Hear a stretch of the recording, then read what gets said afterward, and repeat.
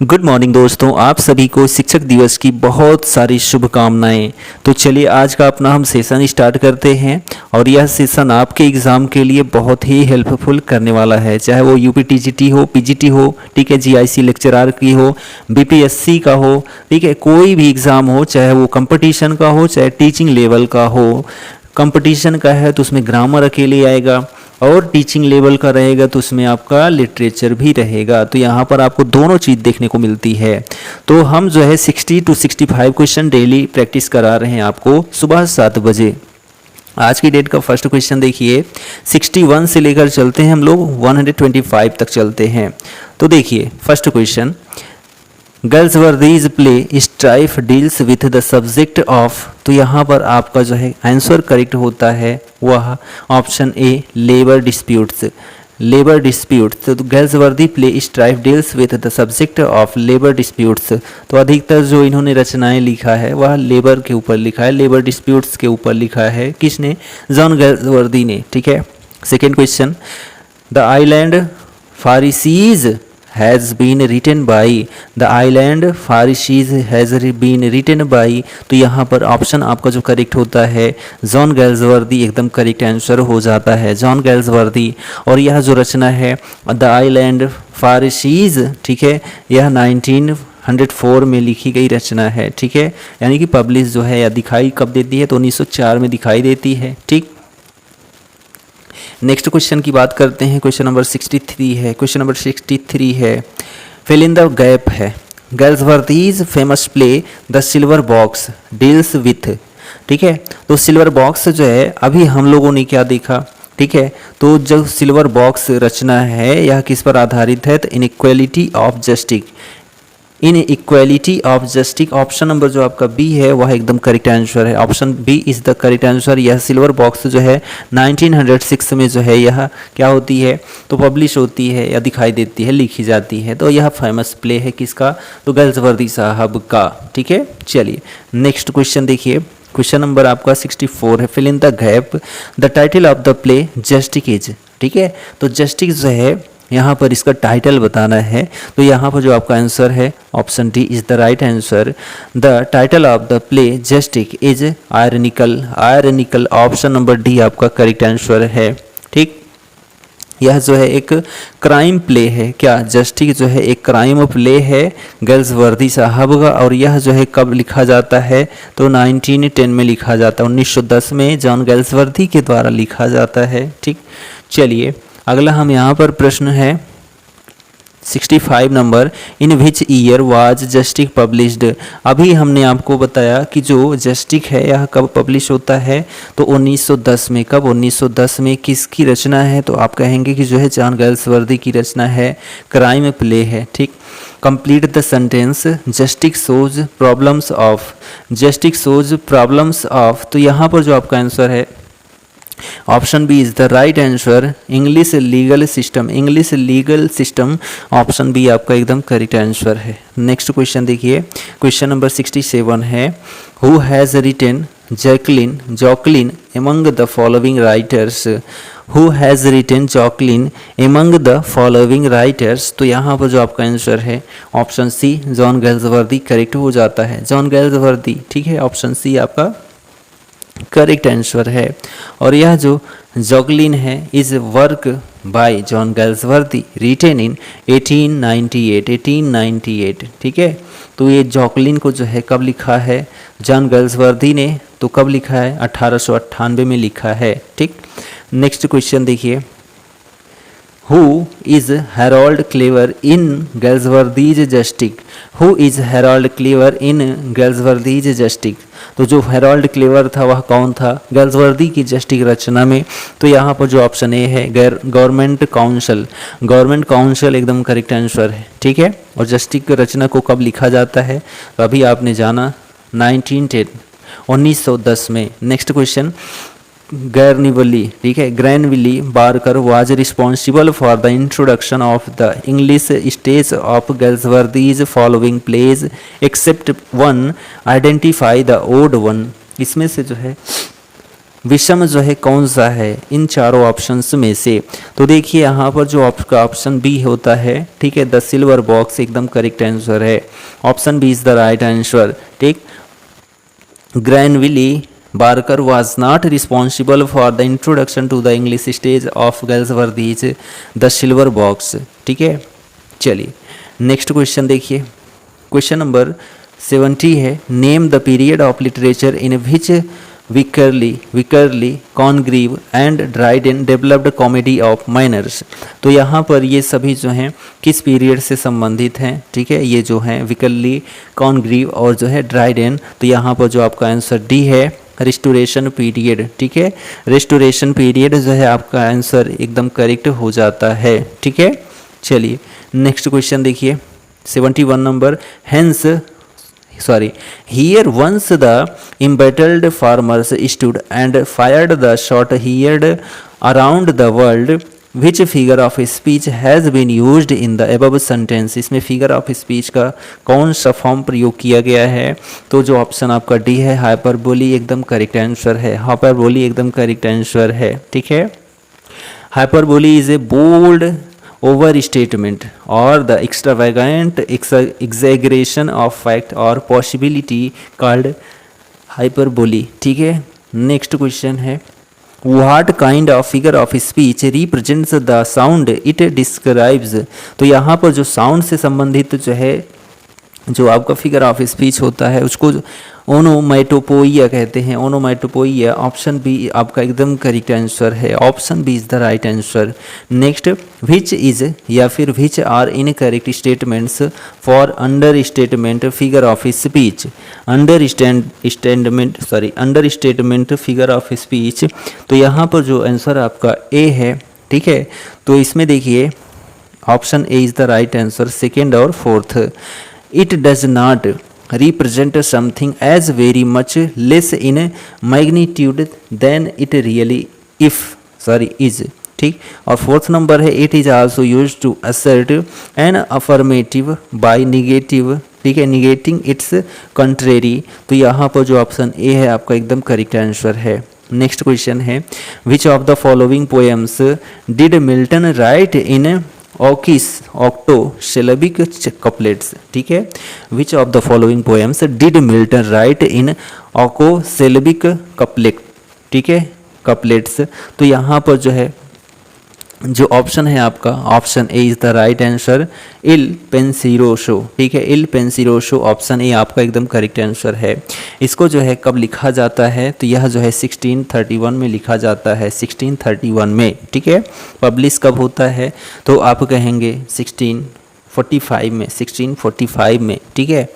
चलिए next question की बात करते हैं, 75 नंबर क्वेश्चन है, the phrase bottomless perdition occurs in Milton's paradise last in. तो जो फ्रेज है बॉटमलेस परडिशन, यह जो है जॉन मिल्टन की पैराडाइज लास्ट में किस किताब में दिखाई देता है?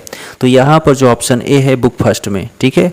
जो पैराडाइज लास्ट है उसमें 12 किताबों में से जो पहली किताब है उसी में जो है यह पॉइंट यानी कि ये फ्रेज देखने को मिलता है, बुक फर्स्ट और लाइन 47 है, ठीक। पैराडाइज लास्ट जो है आपको पता है कि यह एक इपिक पोयम है और ब्लैंक वर्ष में लिखा गया है जॉन मिल्टन के द्वारा। इसका जो फर्स्ट वर्जन है वह 1667 में पब्लिश हुआ था, सेकेंड वर्जन 1674 में पब्लिश हुआ था। फर्स्ट वर्जन जो था उस समय 10 किताबें थी, सेकेंड वर्जन जो था इसमें जो है कुल 12 किताबें थी, ठीक है। तो ये इतनी सारी पॉइंट्स आप याद रखेंगे।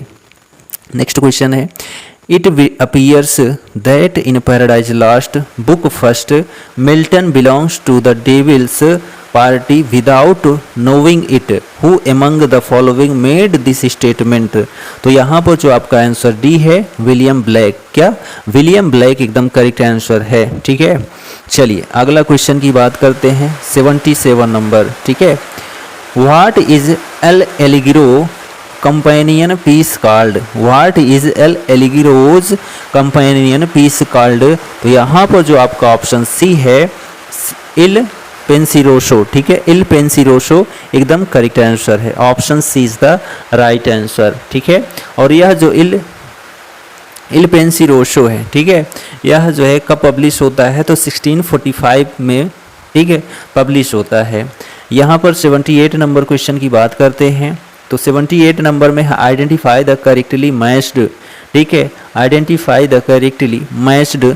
तो यहाँ पर जो आपका आंसर करेक्ट होता है वह ऑप्शन बी करेक्ट हो जाता है। Option B is the right answer, यानी कि फर्स्ट का जो है आपका जो मैच होगा वह 5 में मैच होगा, यानी L'Allegro and Il Penseroso companion poems in octosyllabic couplets, ठीक है।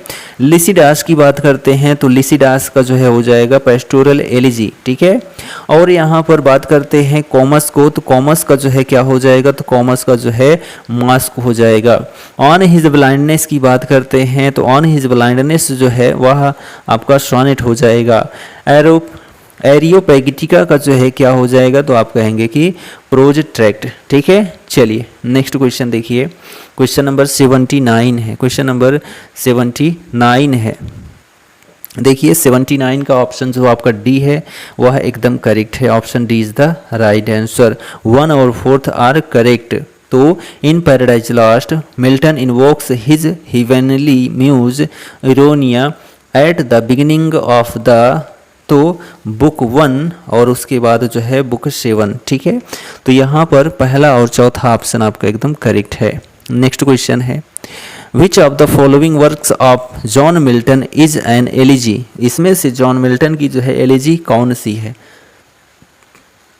तो यहाँ पर हमने देखा कि जो लिसिडास है उसको पेस्टोरल एलिजी कहते हैं। जब पेस्टोरल एलिजी है तो यहाँ पर लिसिडास ही एकदम आपका करेक्ट आंसर हो जाएगा। अगला क्वेश्चन है कि in Paradise Lost book 9 Milton writes that Adam was overcome with and so ate the forbidden fruit against his better knowledge. तो यहाँ पर जो है क्या फिलअप होगा, तो जो आपका ऑप्शन ए है, ठीक है, ऑप्शन ए फीमेल चार्म, ठीक है, female charm.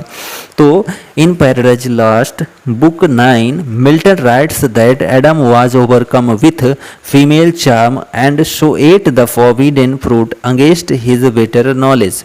Option A is the right answer. Option A is the right answer. 82 number question देखिए कि that glory never shall his wrath or might extort from me. Paradise Lost book 1, what glory is being referred to by शैतान।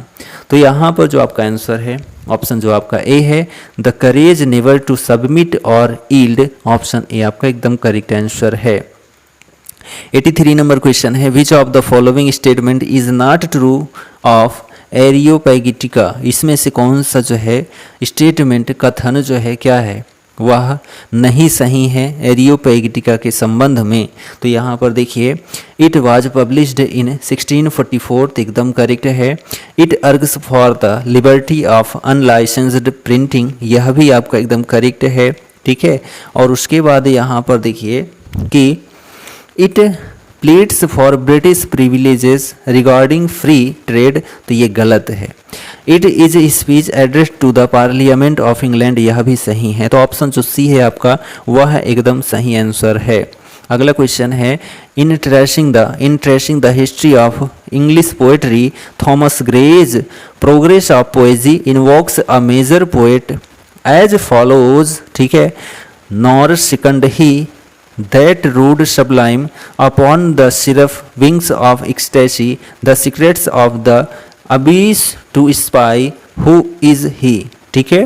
तो यहाँ पर कह रहा है कि who is he। तो देखिए जो ऑप्शन नंबर आपका सी है, जॉन मिल्टन। जॉन मिल्टन एकदम करेक्ट आंसर है। John Milton is the right answer, ठीक है।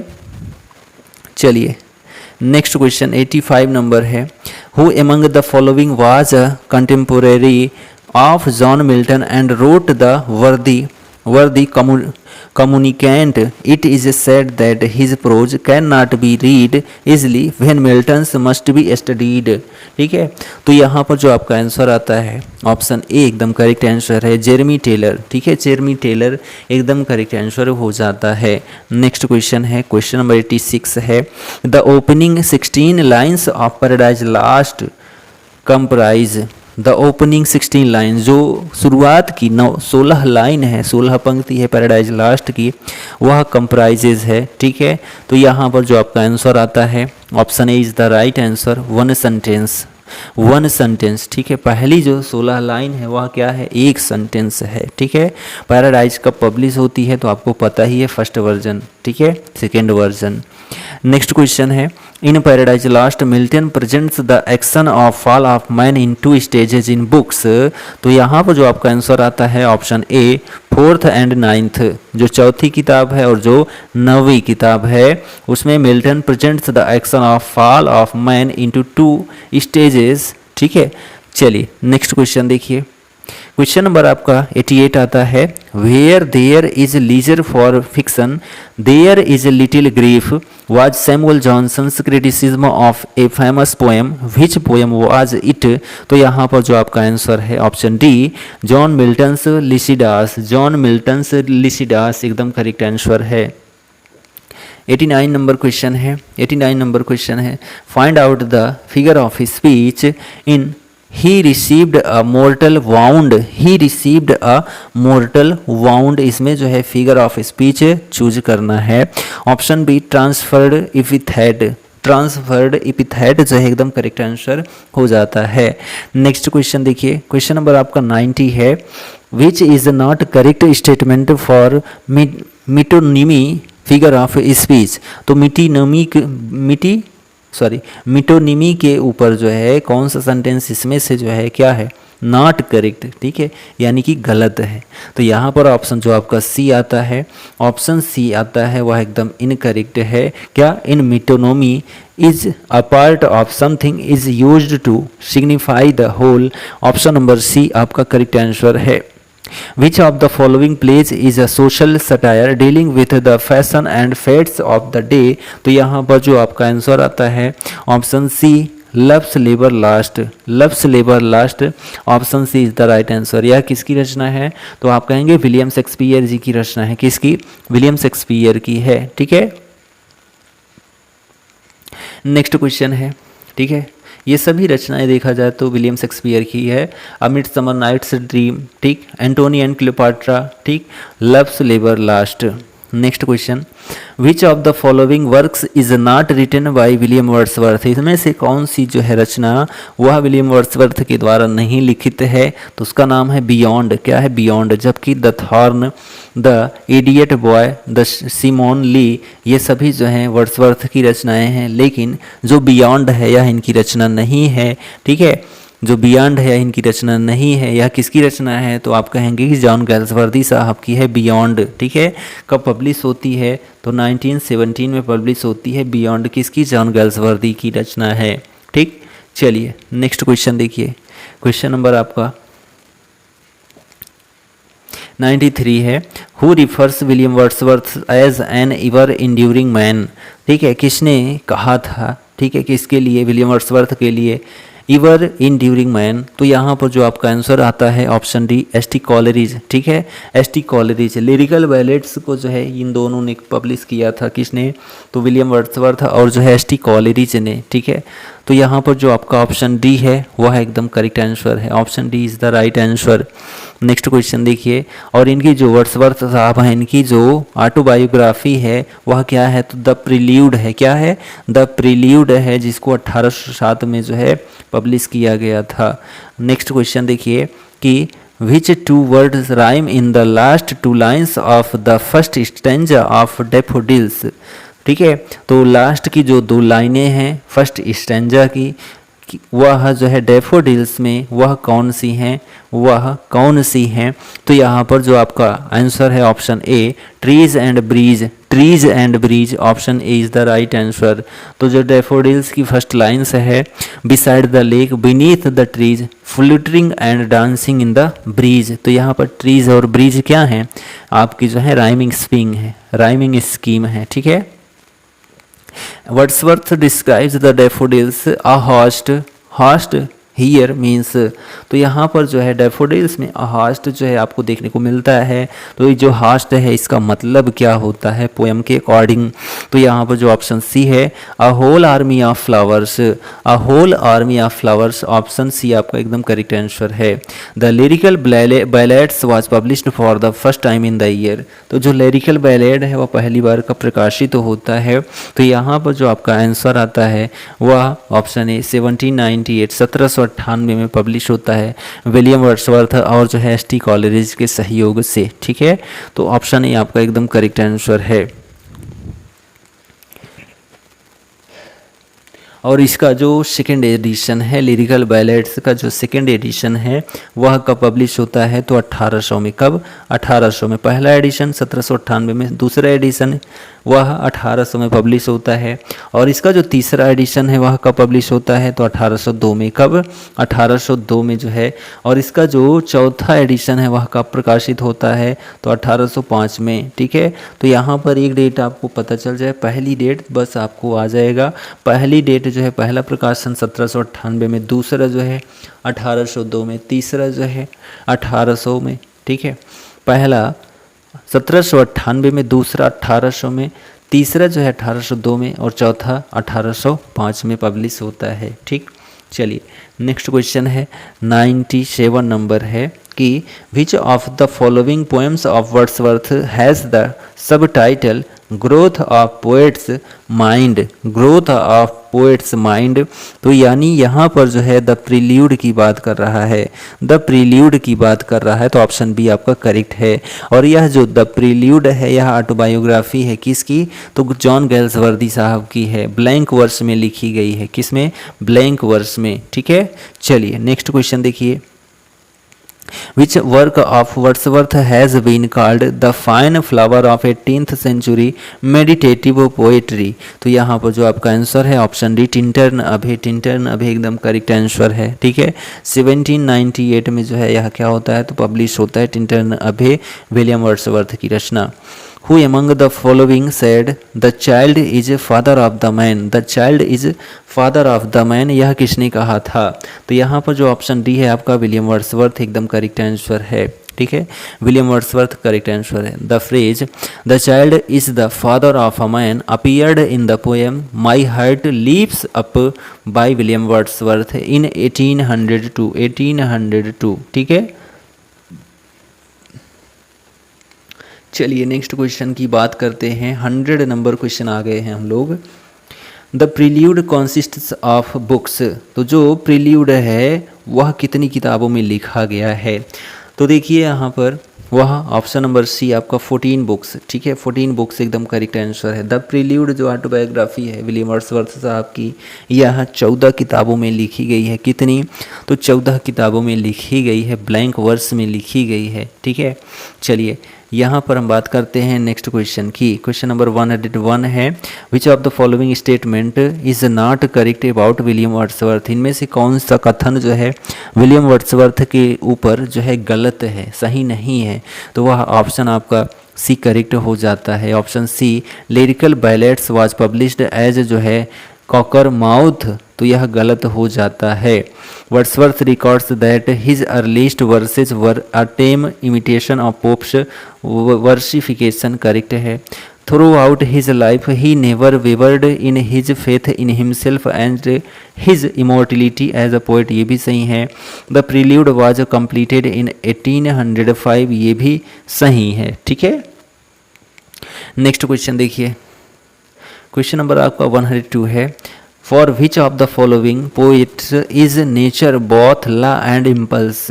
तो यहाँ पर जो है नेचर और जो है उसके साथ जो है लॉ और इम्पल्स के साथ जो है संबंधित था या जो है उससे लगाव था, वो कौन से राइटर थे? तो यहाँ पर जो ऑप्शन ए है विलियम वर्ड्सवर्थ करेक्ट आंसर है। नेचर से इनका जो है कुछ ज़्यादा ही लगाव था विलियम वर्ड्सवर्थ साहब का। ठीक है, नेक्स्ट क्वेश्चन है the child is father of the man is a quote from a poem which of the following poets? तो एक कविता में यह पॉइंट है या फ्रेज है the child is father of the man, वह जो कविता है किसकी है? तो यहाँ पर जो ऑप्शन आपका डी है William Wordsworth, option D William Wordsworth correct है। पोएम कौन सी है? तो माई हार्ट लिप्स अप जो है विलियम वर्ड्सवर्थ की रचना है, जहाँ पर the child is father of the man phrase का प्रयोग किया गया है। ठीक है, नेक्स्ट क्वेश्चन देखिए 104 नंबर है, identify the one element that does not belong to pindaric oats in the options given below। तो यहाँ पर जो आपका आंसर ए है, they are normally serene, private and जो है contemplative in their content and expression. Option is the right answer। Catharsis is usually associated with tragedy, but given that laughter can be equally cathartic, likely to provide such instances through reversals of logic and expectation is। तो यहाँ पर जो आपका answer D है फार्स। ठीक है, Fars correct answer हो जाता है। नेक्स्ट क्वेश्चन, क्वेश्चन नंबर 106 है, the OED defines a sonnet as follows, a piece of verse properly expressive of one main idea consisting of 14 decasyllabic, ठीक है, decasyllabic lines with rhymes arranged according to one or other of certain definite schemes। The decasyllabic lines generally employed. तो यहाँ पर जो आपका answer है option एकदम correct answer है, एन आयाम्बिक मीटर यानी कि जो है 10 syllable. Decasyllabic is a poetic meter of 10 syllable. ठीक है, चलिए नेक्स्ट क्वेश्चन देखिए, क्वेश्चन नंबर 107 है, an alternative name for prose epigram is. तो यहाँ पर जो आपका आंसर है ऑप्शन डी ओपोथीगम। ठीक है, एपोथीगम जो ऑप्शन डी है आपका एकदम करेक्ट आंसर है। A work which uses mockery and exaggeration to criticise absurdity और वीकनेस इज अ। यहाँ पर ऑप्शन सी आपका सटायर एकदम करेक्ट आंसर है, सटायर। ठीक है, identify the following literary forms और figure of speech, a narrative poem और song consisting of short stanzas usually rhymed quatrains in iambic with a refrain. यहाँ पर जो आपका आंसर है बी बैलेड एकदम करेक्ट आंसर है, बैलेड एकदम करेक्ट आंसर है। नेक्स्ट क्वेश्चन है, अ सेंटेंस कोटेशन और poem that is put at the beginning of written work is. तो यहाँ पर जो आपका आंसर है वह एन एपिग्राफ ऑप्शन बी आपका एकदम करेक्ट आंसर है। नेक्स्ट क्वेश्चन देखिए, मीटर इन पोएट्री मीन्स। तो मीटर मीन्स जो है पोएट्री में क्या होता है? तो option C a pattern of stressed and unstressed syllables, वह क्या होता है? तो मीटर होता है। Which is not a part of the structure of the classic ode, इनमें से क्लासिक ओड का जो है स्ट्रक्चर पार्ट नहीं है, वह ऑप्शन सी है इक्लोक्स। ठीक है, इक्लोक्स जो है ऑप्शन सी आपका वह स्ट्रक्चर नहीं है क्लासिक ओड का। विच of the following is not a non fictional zener. ठीक है, नॉन फिक्शनल जिनर, तो यहाँ पर ऑप्शन जो सी है रोमांस एकदम करेक्ट आंसर है। ठीक है, रोमांस। डेस्डिमोना, ठीक है, Desdemona famous Shakespearean character belongs to which of the following plays. तो जो डेस्डिमोना है यह शेक्सपियर की प्रसिद्ध रचना कौन सी है जिसमें इनका कैरेक्टर रूप में योगदान है? तो यहाँ पर जो ऑप्शन आपका बी है ओथेलो एकदम करेक्ट आंसर है। ठीक है, Othello. Next question, life's but a walking shadow, it is a tale told by an idiot full of sound and fury signifying nothing, aforesaid lines spoken by Macbeth occur in। तो यह जो है Macbeth के द्वारा बोला गया है, लेकिन वह कौन सा एक्ट है, कौन सी स्कीन है मैकबेथ की? तो यहाँ पर जो आपका आंसर बी है। ठीक है, act 5 scene 5 of Macbeth, option B is the right answer. Next question 116 है, which of the following plays of Shakespeare is not a comedy. तो शेक्सपियर की इनमें से कौन सी रचना ऐसी है जो कॉमेडी नहीं है? Option D Antony and Cleopatra. Antony and Cleopatra जो है वह कॉमेडी नहीं है शेक्सपियर की। ठीक है, नेक्स्ट क्वेश्चन देखिए 117 है, William Shakespeare's Love's Labour's Lost was a free adaptation of, तो यहाँ पर जो ऑप्शन आपका बी है Menaechmi of Plautus, option B is the right answer. Next, who exclaims in his sonnet that under this carved marble of thine own sleep brave tragedian Shakespeare sleep alone, तो यहाँ पर जो आपका answer आता है वह William base, ठीक है, विलियम बर्शी, ऑप्शन जो डी है आपका एकदम करेक्ट आंसर है। Who describes William Shakespeare as an upstart crow beautified with our feathers, तो यहाँ पर जो है कौन सा ऑप्शन सही है, तो ऑप्शन जो आपका बी है रॉबर्ट ग्रीनी, रॉबर्ट ग्रीनी एकदम करेक्ट आंसर है, रॉबर्ट ग्रीनी, ठीक है। चलिए यहाँ पर हम बात करते हैं 120 नंबर क्वेश्चन है कि Which of the following works of William Shakespeare is written in 6-line stanza and shows decided signs of immortality, तो यहाँ पर जो आपका आंसर आता है वह option C Venus and Adonis, Venus and Adonis एकदम करेक्ट आंसर हो जाता है। वीनस एंड एडोनिस जो है कब पब्लिश होता है, तो आप कहेंगे 1593 में पब्लिश होता है, 1593 में, ठीक है। चलिए इसका जो क्वार्टरन कपलेट है वह ABCC है, ठीक। नेक्स्ट क्वेश्चन की बात करते हैं 121 विच of the following pledge depicts middle class provincial life, ठीक है, तो इनमें से कौन सी रचना जो है वह मिडिल क्लास, ठीक है, मिडिल क्लास प्रोविंशियल लाइफ को दर्शाती है, तो ऑप्शन ए अ मेरी वाइव्स, ऑप्शन ए आपका करेक्ट आंसर है, ठीक। 122 number question, which of the following pairs is mismatched, इनमें से जो है कौन सा जोड़ा वह सही नहीं है, ठीक है। तो यहाँ पर देखिए ऑप्शन जो आपका यहाँ पर in the given options both the option B and C are mismatched, तो यहाँ पर जो है आपका कोई भी ऑप्शन सही नहीं है, ठीक है, कोई भी ऑप्शन सही नहीं, एज अ 2 ऑप्शन इनकरेक्ट हैं, यहाँ पर मिसमैच पूछा है तो 2, वह कौन सा है, बी और सी दोनों है, ठीक है। यहाँ पर 12th नाइट 1601 लिखा है, सिम्बलाइन 1608 लिखा है, दोनों मिसमैच हैं। हैमलेट 1601 में और द टेम्पेस्ट 1611 में एकदम सही है। अगला यहाँ पर क्वेश्चन है कि which of the following is not a title to a play written by William Shakespeare, तो यहाँ पर जो है कौन सा टाइटल आपको देखने को नहीं मिलता है विलियम शेक्सपियर के द्वारा लिखित, तो जो ऑप्शन आपका डी है हेनरी 7, ठीक है, हेनरी 7 नहीं मिलता है, जबकि हेनरी 6 हो गया, हेनरी 4 हो गया, हेनरी 8 हो गया, ये सभी देखने को मिलता है। नेक्स्ट क्वेश्चन देखिए 124 when is the title of the thane of Cawdor bestowed on Macbeth and by whom, तो यहाँ पर जो आपका आंसर सी है following the defeat of Norway by Duncan, तो यहाँ ऑप्शन सी आपका एकदम करेक्ट आंसर है।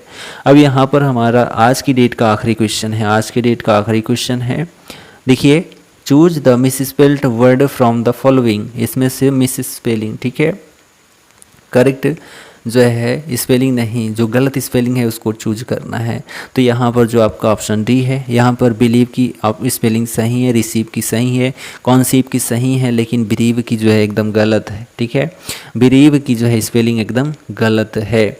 तो यहाँ पर हमारा जो इसकी स्पेलिंग करेक्ट होगी वह भी आप जान लीजिए, ठीक है, तो यहाँ पर BEREAVE, ठीक है, बिरीव होता है। तो हमारा आज का सेशन कंप्लीट होता है। सेशन कैसा लगा कमेंट करके ज़रूर बताएं, और चैनल पर नए हैं तो चैनल को सब्सक्राइब ज़रूर करें, अपने दोस्तों में कम से कम 1-2 दोस्तों में शेयर ज़रूर करें इस सेशन को, ठीक। मिलते हैं अगले वीडियो में, तब तक के लिए जय हिंद, goodbye and take care.